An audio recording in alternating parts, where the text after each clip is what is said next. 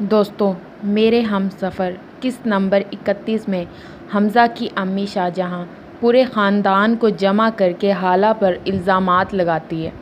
دوستوں، وہ حمزہ کو حالہ کے خلاف کر دیتی ہے اور سب کھڑے شاہ جہاں کی باتیں سنتے ہیں۔ حمزہ کی امی حمزہ کو کہتی ہے، حمزہ بیٹا، اس نحوست کو ہمارے گھر سے نکال دو، میں اس کا سایہ بھی برداشت نہیں کر سکتی۔ مجھے اپنی زندگی اور اپنے گھر میں اس کا سایہ نحوست لگتا ہے۔ دوستوں، دوسری جانب حمزہ کھڑا اپنی امی کی یہ سب باتیں سن رہا ہوتا ہے اور پھر اچانک سے اپنی امی کو بولتا ہے کہ میں حالہ کو اس گھر سے نہیں نکال سکتا۔ حمزہ کی ماں شاہ جہاں حمزہ کے منہ کی طرف دیکھتی رہتی ہے اور بولتی ہے، اس بدکردار لڑکی کے بارے میں جاننے کے بعد بھی تم اس کے ساتھ رہنا چاہتے ہو اور اس کو گھر سے نکالنا نہیں چاہتے۔ حمزہ تھوڑی دیر خاموشی اختیار کرنے کے بعد اپنی امی کو بولتا ہے، میں حالہ کو کہیں نہیں جانے دوں گا، اپنے ساتھ ہی رکھوں گا۔ پورا گھر یہ تماشا دیکھ رہا ہوتا ہے۔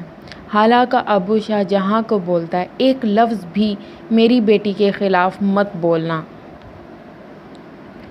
دوستوں، یہاں پر حمزہ کی امی بار بار حمزہ کو حالہ کو چھوڑنے کا حکم دیتی ہے، لیکن حمزہ اپنی امی کی بات نہیں سنتا اور حالہ کو گھر میں رہنے دیتا ہے۔ دوستوں، حمزہ کا ابو شاہ جہاں کو کمرے میں جانے کا بولتا ہے۔ آخر کار حمزہ کا ابو شاہ جہاں کو چپ رہنے اور کمرے میں جانے کا حکم دیتا ہے۔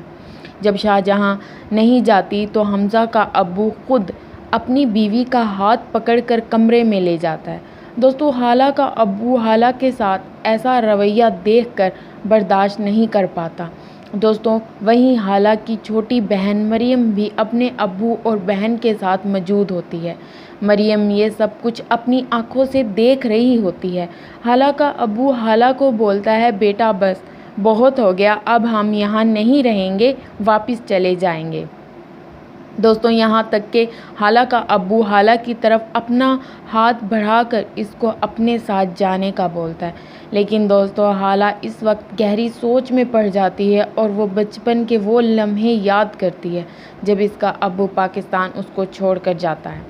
حالہ کی آنکھوں سے آنسو جاری ہو جاتے ہیں۔ دوستوں، حالہ کا ابو حالہ سے معافی مانگتا ہے اور بولتا ہے، بیٹا میری غلطی کی سزا مجھے کب تک دو گی، آخر مجھے معاف کر دو، اور بولتا ہے، پلیز بیٹا ضد مت کرو اور ہمارے ساتھ واپس چلو۔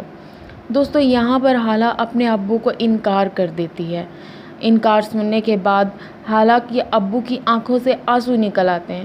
دوستوں، یہ لمحات اس کی چھوٹی بہن مریم بھی دیکھ رہی ہوتی ہے۔ دوستوں، دوسری طرف خرم کا راز فاش ہونے پر سمین اور اس کے گھر والے خرم کو گھر سے نکال دیتے ہیں، لیکن خرم سمین سے بات کرنے کے لیے بے چین ہوتا ہے۔ وہ سمین کو کال کر رہا ہوتا ہے، لیکن دوستوں، سمین اس کی کال اٹینڈ نہیں کرتی۔ وہ گہری سوچ میں پڑ جاتی ہے۔ وہ کوشش کرتا ہے کہ ہر حال میں سمین سے بات کرے۔ وہ گہری سوچ میں ہوتا ہے کہ سمین صرف ایک بار بات کر لے اور وہ اپنے آپ کو ڈیفائن کر دے۔ دوستوں، حمزہ کی امی شاہ جہاں حمزہ کو مجبور کر رہی ہوتی ہے کہ حالہ کو ہر حال میں چھوڑ دو، میں نے تمہارا نام شیر رکھا تھا اور تم ایک چھوٹا سا کام کرنے میں ڈر رہے ہو۔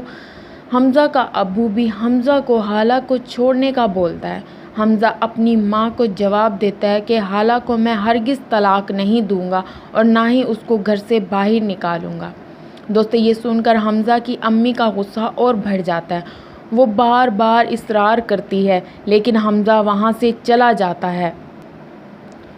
حمزہ اپنی ماں کو بولتا ہے کہ میری زندگی کو تماشا بنا کے رکھ دیا آپ نے، پورے جہاں میں مجھے بدنام کر دیا ہے۔ حمزہ کا ابو حمزہ کو روم سے جانے کا بولتا ہے اور کہتا ہے، حمزہ بالکل ٹھیک کہہ رہا ہے، بیٹے کی زندگی کو تم نے خود ہی برباد کر دیا ہے۔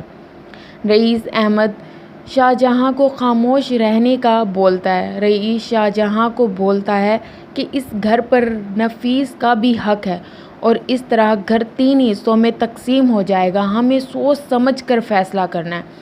دوستو، دوسری طرف حالہ کا ابو بار بار حالہ سے سوری کر رہا ہوتا ہے، معافی مانگ رہا ہوتا ہے۔ دوستو، حالہ کی چھوٹی بہن مریم اپنے ابو کو بولتی ہے کہ ابو حالہ کے ساتھ بہت ظلم ہو رہا ہے، مجھ سے اپنی بہن کی یہ حالت برداشت نہیں ہو رہی۔ حالہ کا ابو مریم کو جواب دیتا ہے، بیٹا تمہارے سامنے ہی حالہ نے ہمارے ساتھ جانے سے انکار کر دیا ہے۔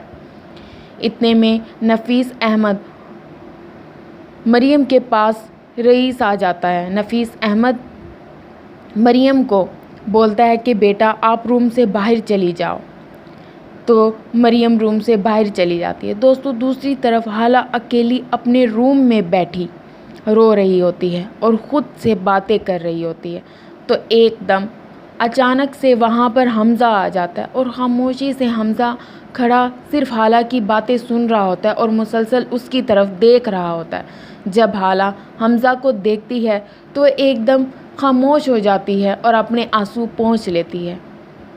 حمزہ حالہ کی طرف دیکھ کر واپس چلا جاتا ہے اور اسے کچھ نہیں کہتا۔ دوستو دوسری طرف حالہ کا ابو اپنے بڑے بھائی رئیس سے حساب کر رہا ہوتا ہے کہ میں نے حالہ کی ضروریات کے لیے بہت زیادہ خرچ بھیجا، اس کے باوجود بھی حالہ کے ساتھ رویہ بے رخی والا۔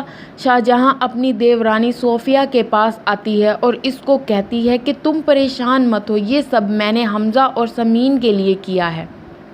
حالہ کو حمزہ کی زندگی سے نکال کر سمین سے شادی کرواؤں گی اور تم خود اپنی بیٹی سمین کا سوچو۔ دوسری طرف رومی کے بوائے فرینڈ کی کال آتی ہے اور وہ اس کے ملنے کا اصرار کرتا ہے، وہ اس سے ملنے کا بولتا ہے، رومی اس کو ملنے سے انکار کر دیتی ہے۔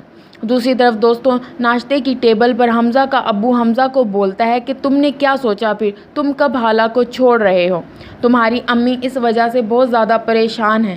حمزہ خاموش رہتا ہے اور اپنے ابو کو بولتا ہے کہ میں حالہ کو نہیں چھوڑ سکتا۔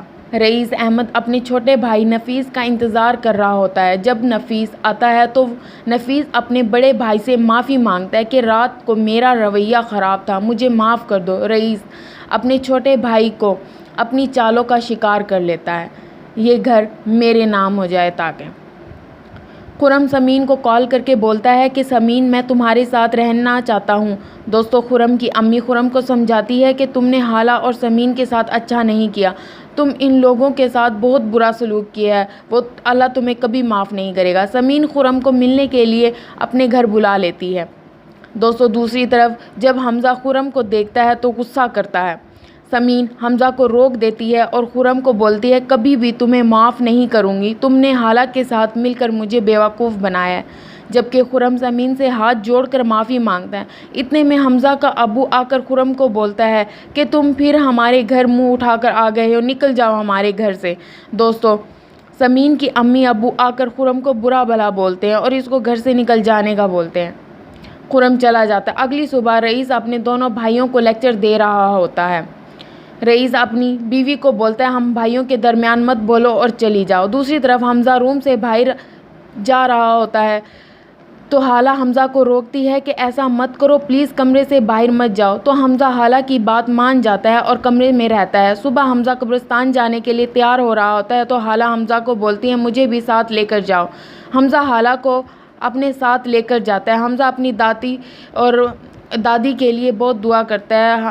حالہ اپنی دادی سے باتیں کرتی ہے کہ دادی آپ مجھے اکیلا چھوڑ کے چلی گئیں، یہ سب حمزہ دیکھ رہا ہوتا ہے۔